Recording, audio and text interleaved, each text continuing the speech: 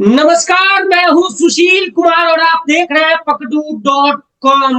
कल आरएसएस प्रमुख डॉक्टर मोहन भागवत दिल्ली विज्ञान भवन में मौजूद थे और वहां उन्होंने तमाम उन सवालों का जवाब दिया जो सवाल अभी राजनीतिक गलियारों में कौतूहल का विषय बना हुआ है। सबकी सबकी निगाहें इस बात पर टिकी है कि भारतीय जनता पार्टी को कब तक राष्ट्रीय अध्यक्ष मिल रहा है और क्या 75 साल बाद प्रधानमंत्री रिटायर हो जाएंगे। साथ साथ कल तमाम बयानों पर जितने राजनीतिक विश्लेषक हैं उनकी यह भी नजर थी कि क्या मोदी और आरएसएस में सब कुछ ठीक हो गया है, क्या इनके रिश्ते सुधर गए हैं और अब राष्ट्रीय अध्यक्ष की घोषणा हो जाएगी। इन तमाम सवालों के जवाब के लिए मैं पहुंचा हूं। वरिष्ठ पत्रकार सुभाष चौधरी जी हमारे साथ हैं। स्वागत है सर। धन्यवाद सुशील। सर, सबसे पहला सवाल तो ये, कल आपने भी देखा होगा डॉक्टर मोहन भागवत जी को, क्या लगता है मोदी और आरएसएस में सब कुछ ठीक हो गया, सुलह हो गया? देखिए, उनके पत्रकार वार्ता में जो सवाल उनसे पूछे गए और जो जवाब उन्होंने दिया जिस तरीके से, सधे हुए तरीके से, क्योंकि उनकी बातें बहुत कई बार ना सारगर्भित होती हैं, यानी छायावादी लहजे में, जैसे आप हिंदी में कहते हैं छायावादी लहजे में कुछ बातें कही जाती हैं। जी। तो कई बार छायावादी लहजे में वो बहुत बड़ी बात कह जाते हैं। जो सवाल उनसे पूछा गया और उनके जिस जवाब से आज आपकी खबर बन रही है और आप जो सवाल आपने खड़े किए हैं बिल्कुल लाजिम है। एक्चुअल में देखिए, ये जो तनाव की स्थिति या वैचारिक मतभेद कह सकते, तनाव थोड़ा ज्यादा हार्श वर्ड हो जाएगा। वैचारिक मतभेद होता है कि हम ये काम ऐसे करेंगे, वो कहते नहीं हम ऐसे करना चाहते हैं, ये एक मतभेद होता है। और इस प्रकार का मतभेद आपको लंबे समय से लगातार आप भारतीय जनता पार्टी के नेतृत्व में और संघ के बीच में आपको देखने को मिलेगा। अगर पिछले इतिहास भी देखें, यहाँ तक कि जब वाजपेयी जी प्रधानमंत्री थे, जो बहुत ही बैलेंस्ड और संतुलित स्वभाव के माने जाते हैं राजनेता, उनके जमाने में, उनके कार्यकाल में भी इस प्रकार के मतभेद की खबरें लगातार आती रहती थी और इस बार भी आई हैं। तो इस बार थोड़ा ज्यादा मतलब ये कह सकते हैं शार्प वे में लोगों ने इसको उठाया है। उसका कारण ये रहा कि भारतीय जनता पार्टी के राष्ट्रीय अध्यक्ष का चयन अब तक नहीं हुआ है लंबे समय से। एक तो जी। जो अभी अध्यक्ष हैं जेपी नड्डा जी एक्सटेंशन पर चल रहे हैं। तो ये एक तरह से मुझे लगता है कि ये अजीबोगरीब स्थिति है पॉलिटिकल, अगर आप एरेना में देखेंगे तो। इसीलिए आपका सवाल ये उठ रहा है। लेकिन इस सवाल का जवाब मोहन भागवत जी ने स्पष्ट तौर पर दे दिया कि मैं इसके लिए जिम्मेदार नहीं हूं, ये कहते हुए। क्योंकि पहली बात तो उन्होंने ये कह दी कि 75 वाली जो बात थी, उन्होंने एक कार्यक्रम में जो मोरो पिंगले उनके आरएसएस के बड़े प्रमुख विचारकों में से, प्रचारकों में से थे, तो उनके द्वारा कही गई बात का उन्होंने वहां उदाहरण दिया था, उद्धृत किया था।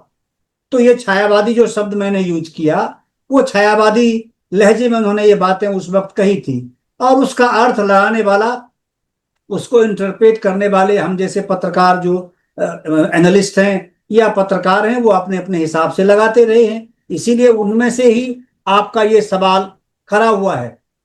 तो जहां तक दोनों के बीच के संबंध का सवाल है, देखिए व्यक्तिगत संबंध में कभी खरोंच नहीं आता है। संगठनात्मक दृष्टि से जो मैंने कहा कि वैचारिक मतभेद जरूर होते हैं किसी चीज को लेकर के, और राष्ट्रीय अध्यक्ष एक ऐसा मुद्दा है जिस मुद्दे पर आधारित 2029 का चुनाव भी होगा, लोकसभा का, प्रधानमंत्री पद की बात भी होगी, आने वाले समय में राष्ट्रपति का चुनाव भी देश को देखना है, और बहुत सारे प्रमुख राज्यों के जो विधानसभा चुनाव हैं वो भी अगले दो सालों के अंदर, 1.5 से 2 सालों के अंदर होने हैं। बिल्कुल होना है। तो इस प्रकार के जो प्रमुख राजनीतिक विषय हैं उसको लेकर के बड़ी जिम्मेदारी का निर्वहन करना होगा राष्ट्रीय अध्यक्ष को, जो कमान इसकी संभालेंगे। इसीलिए मुझे लगता है कि इतनी ज्यादा जो मैराथन, जो एक्सरसाइज की स्थिति बनी हुई है, इसीलिए है। और मतभेद का सवाल जहां तक आप कह रहे हैं, उसमें से मुझे लग रहा है कि अब थोड़ा स्थिति थोड़ी सामान्य हुई है। उसका कारण है, और ऐसा संकेत केवल सरसंघ चालक मोहन भागवत जी ने ही नहीं दिया, बल्कि उनसे पहले लाल किला से भाषण देते हुए 15 अगस्त को प्रधानमंत्री नरेंद्र मोदी ने भी संघ के कामकाज की सराहना की। 100 साल पूरे होने पर उन्होंने कहा कि दुनिया की सबसे बड़ी ये एनजीओ है। पहली बार एनजीओ शब्द से किसी सरकारी व्यक्ति ने, सरकारी पद पर बैठे हुए व्यक्ति ने एनजीओ शब्द से संघ को पुकारा है, संबोधित किया है। तो इसीलिए स्वाभाविक है, संघ के लिए भी एक सुखद बात है ये। तो इसीलिए मोहन भागवत जी ने भी उसी लहजे में, उसी तरीके से, जो एक आप ये कह सकते हैं रेसिप्रोकल मामला है कि हम आपके लिए, आप हमारे लिए, तो इसीलिए मुझे लगता है कि स्थिति में कुछ सुधार है, इसमें कोई दो राय नहीं। और देखिए, जो 75 वाली बात है, उन्होंने क्लियर कर दिया कि ये बातें हमने न तो अपने लिए कही थी, ना किसी और के लिए कही थी, केवल हमने इसका उद्धरण किया था। वहां कुछ इस प्रकार की स्थिति बनी थी, भाषण में हमने उनकी बातों को उद्धृत किया था।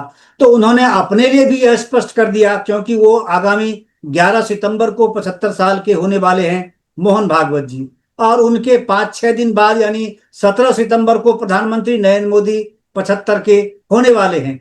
तो अगर अगर मान लीजिए, मैं एक बहुत लाइटर मूड में आपसे ये बात कह रहा हूं कि 11 सितंबर को अगर वो 75 साल के मोहन भागवत जी पहले हो रहे हैं, तो उनको तो 11 सितंबर को ही पद छोड़ देना पड़ सकता है, अगर उस उक्ति पर अगर उसको फॉलो किया जाए तो उसके बाद तो फिर मोहन भागवत जी कुछ कहने की स्थिति में होंगे नहीं अगले 5 दिनों तक प्रधानमंत्री को, और 6 दिन बाद प्रधानमंत्री फिर 75 के बनेंगे, तो उन पर निर्णय तो बाद में थोपा जाएगा। तब तक तो 5 दिन में तो बहुत तरह की स्थितियां बदल सकती हैं इस देश में, राजनीतिक दृष्टि से, प्रशासनिक दृष्टि से बहुत कुछ हो जाता है। अचानक देखते हैं शाम को दिन भर राज्यसभा में कार्यवाही की अध्यक्षता करते हैं उपराष्ट्रपति महोदय जगदीप धनखड़ जी, और शाम को, रात में आपको पता चलता है अचानक ही कि उन्होंने इस्तीफा दे दिया। तो कुछ भी हो सकता है। तो ऐसे में उन्होंने अपना भी बचाव किया और प्रधानमंत्री का भी बचाव किया है, ये बात साफ करके इस 100वें साल में, जो उनका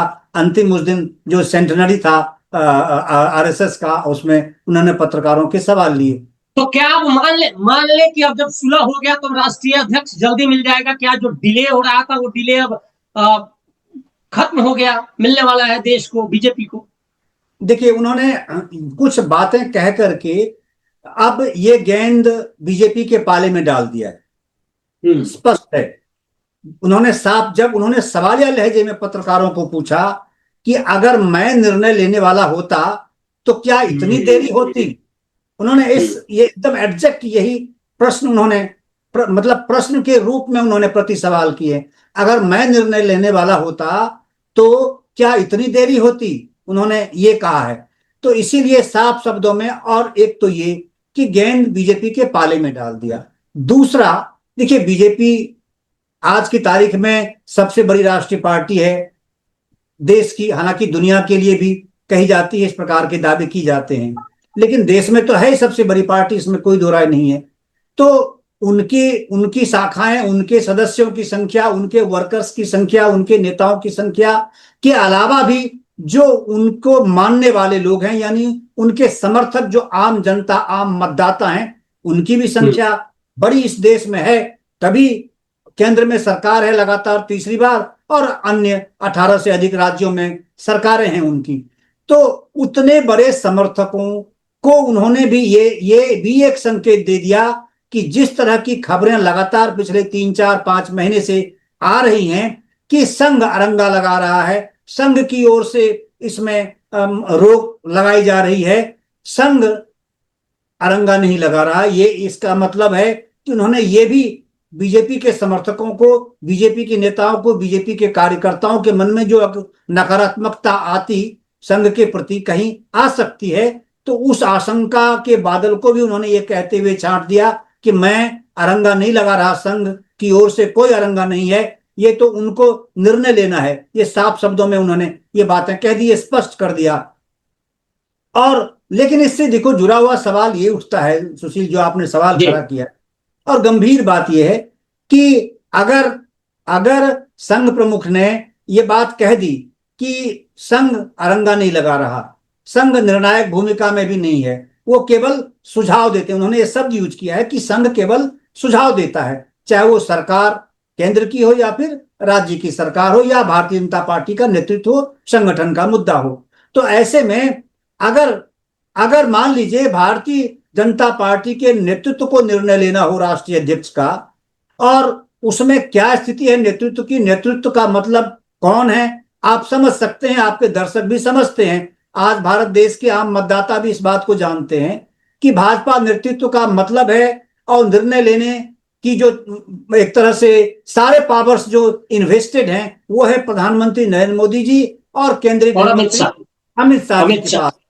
तो आज की तारीख में मेरे जैसा एक सामान्य पत्रकार या सामान्य मतदाता भी इस देश का, ये एक मन में सवाल खड़ा होता है कि अगर संघ की ओर से अरंगा नहीं है, कोई रुकावट नहीं है, तो फिर प्रधानमंत्री नरेंद्र मोदी और अमित शाह जी को वो ऐसी कौन सी शक्ति है जो उनको निर्णय लेने से रोक रही है, और भाजपा में क्या कोई नेता आज की परिस्थिति में है जो उनके निर्णय का विरोध कर सके, वो निर्णय ले लें और उनके निर्णय का बिल्कुल नहीं। विरोध कर सके, कोई सवाल नहीं खड़ा कर सकता।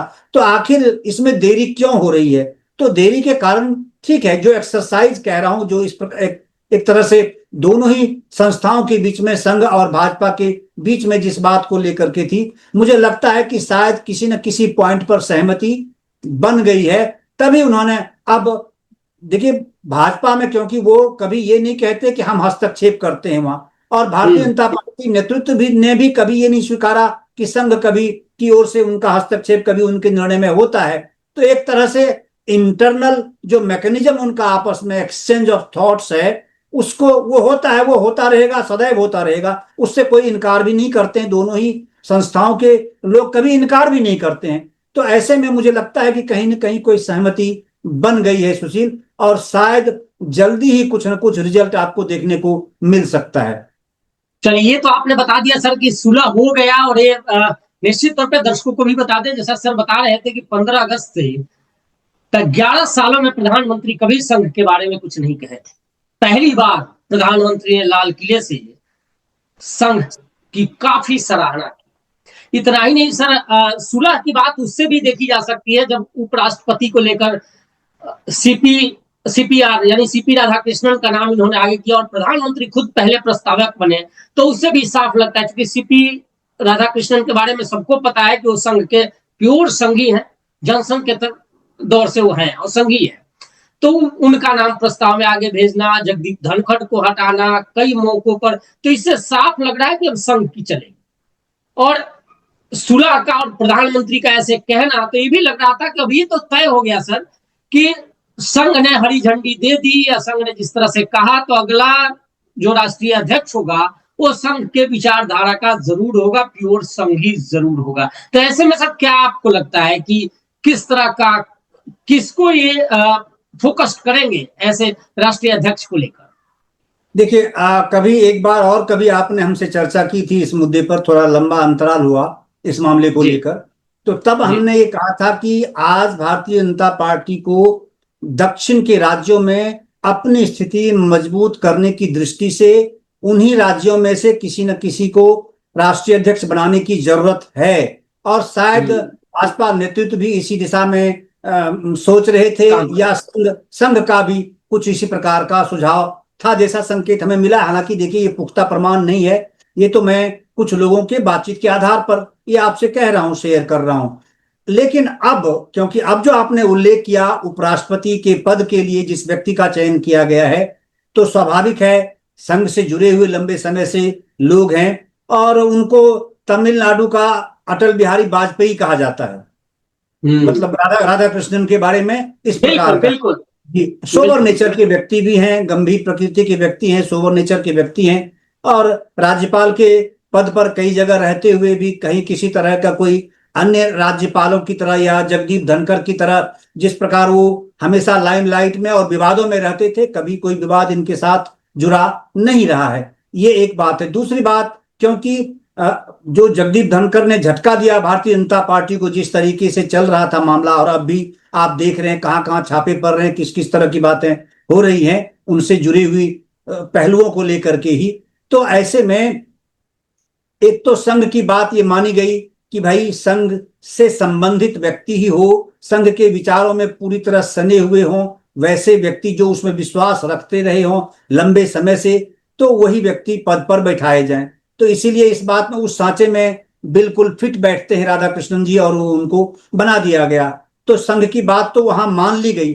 अब वही वही चीज जो मैंने कहा था कि एक बड़ा फैक्टर था कि आप दक्षिण के राज्यों में, खासकर तमिलनाडु जैसे बड़े राज्य में आप अपने को स्थापित अगर करना चाहते हैं, तो वहां से किसी न किसी को उठाकर आपको राष्ट्रीय फलक पर बैठाना पड़ेगा, और वहां की जनता में ये संकेत आपको देना पड़ेगा कि हम दक्षिण को भी साथ लेकर के चलने की कोशिश कर रहे हैं, और भारतीय जनता पार्टी दक्षिण के नेताओं को भी नेतृत्व प्रदान कर सकती है। ये संकेत उन्होंने अब दे दिया इसको लेकर के।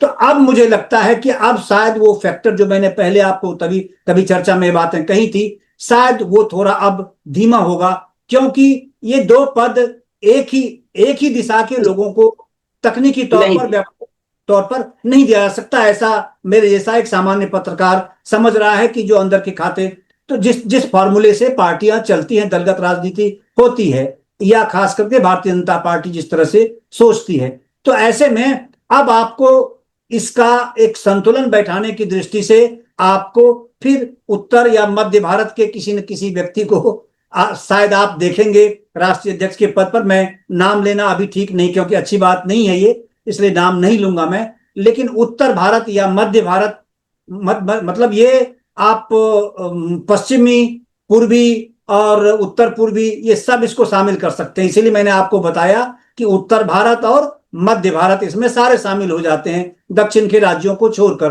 तो इसीलिए आप दक्षिण से राष्ट्रीय अध्यक्ष शायद नहीं भारतीय जनता पार्टी का आपको देखने को मिलेगा। उत्तर या मध्य भारत से ही कोई व्यक्ति सामने आएंगे, उन्हीं के नाम पर गंभीरता से विचार मुझे लगता है कि शायद पार्टी करने वाली है। चलिए सर, बड़ी अच्छी जानकारी और दर्शकों को, लेकिन अगले वीडियोस में निश्चित तौर पे हम उस पर चर्चा करेंगे, उन नामों पे भी चर्चा करेंगे। कई नाम हम शामिल कर लेंगे। आप भी मुस्कुरा रहे थे, मैं समझ रहा था कि आप नाम लेने वाले हो, लेकिन हमारे दर्शक जो देख रहे हैं उनकी उत्सुकता जरूर होगी, और हम लोग इस पे अगले एपिसोड में चर्चा करेंगे कि आखिर कौन कौन नाम है। साथ ही दर्शकों आपको बता दें, थोड़ा मामला थोड़ा पक जाए तो मैं फिर उन नामों पर आपके सामने बात करूंगा। इसमें एक और अपडेट और है सर कि 5 और 6 सितंबर को उदयपुर में बैठक होनी है आरएसएस की। तमाम बड़े पदाधिकारी, आरएसएस के राष्ट्रीय कार्यकारिणी और जितने भी विंग हैं इनके, उनके सबके पदाधिकारी वहां बैठेंगे, और यह सूचना आ रही है कि उस बैठक में राष्ट्रीय अध्यक्ष का नाम फाइनल होगा। क्योंकि ना 15 सितंबर से पहले बनाना है, तो ये कहा जा रहा है कि वो 5 और 6 तारीख को इसकी रूपरेखा तैयार हो जाएगी, नाम फाइनल हो जाएगा, और 11 से पहले, 10 से पहले इसके नामों की घोषणा हो जाएगी। ऐसे तमाम चर्चाएं हो रही हैं, ऐसी सूचनाएं आ रही हैं। हाँ, देखिए, प्रधानमंत्री अभी विदेश यात्रा पर हैं 4-5 दिनों के। आज जापान है, और उसके बाद उनको 2 दिन के लिए चीन जाना है, और उसके बाद वापस होंगे। तो उसके बाद आने वाले 1 सप्ताह के अंदर आप इसका रिजल्ट आप आउट देखेंगे। चलिए सर, बहुत बहुत धन्यवाद सर जुड़ने के लिए, और दर्शकों से भी अपील है कि आप अपना सुझाव, वीडियो कैसी लगी ये सुझाव जरूर दीजिए, और आपके जो सवाल है वो भी सवाल हमसे जरूर रखिए। हम उस सवाल को भी प्रमुखता से अपने एपिसोड में रखेंगे, उस पर भी चर्चा करेंगे, और आपके सुझाव की सदैव हमें उम्मीद रहेगी कि आप अपना सुझाव दें, और चैनल को लाइक और सब्सक्राइब जरूर कर दीजिए। धन्यवाद, नमस्कार।